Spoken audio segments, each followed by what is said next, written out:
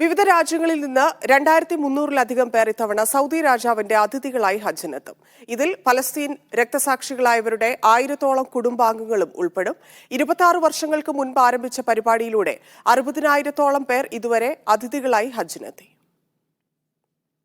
88 രാജ്യങ്ങളിൽ നിന്നുള്ള 2322 പേർക്കാണ് ഈ വർഷം സൗദി രാജാവിന്റെ അതിഥികളായി ഹജ്ജ് ചെയ്യാൻ അവസരം ലഭിക്കുക.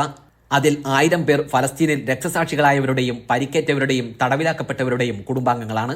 കൂടാതെ സൗദിയിൽ വെച്ച് ശസ്ത്രക്രിയയിലൂടെ വേർപ്പെടുത്തിയ 22 സയാമീസ് ഇരട്ടകളുടെ കുടുംബാംഗങ്ങൾക്കും രാജാവിന്റെ അതിഥികളായി ഹജ്ജിന് വരാൻ ഇത്തവണ അവസരമുണ്ട്. രാജപ്രഖ്യാപനം വന്നതു മുതൽ അതിഥികളെ അവരുടെ രാജ്യങ്ങളിൽ നിന്ന് കൊണ്ടുവരുന്നതിനുള്ള നടപടികൾ ആരംഭിച്ചതായി ഇസ്ലാമിക കാര്യ കോളൻ ഗൈഡൻസ് മന്ത്രിയും പ്രോഗ്രാമിന്റെ ജനറൽ സൂപ്പർവൈസറുമായ ഷെയ്ഖ് അബ്ദുൽ ലത്തീഫ് ആൽ ഷെയ്ഖ് പറഞ്ഞു. കൂടാതെ അവരെ രാജ്യത്ത് സ്വീകരിക്കുന്നതിനും ഹജ്ജ് ഉംറ കർമ്മങ്ങൾ സുഗമമായി പൂർത്തിയാക്കുന്നതിനും ആവശ്യമായ എല്ലാ തയ്യാറെടുപ്പുകളും ആരംഭിച്ചിട്ടുണ്ട്. മദീന സന്ദർശനത്തിനും പ്രവാചകന്റെ പള്ളിയിലെ പ്രാർത്ഥനയ്ക്കും രാജാവിന്റെ അതിഥികളായി എത്തുന്നവർക്ക് പ്രത്യേക സൗകര്യങ്ങൾ ഏർപ്പെടുത്തും.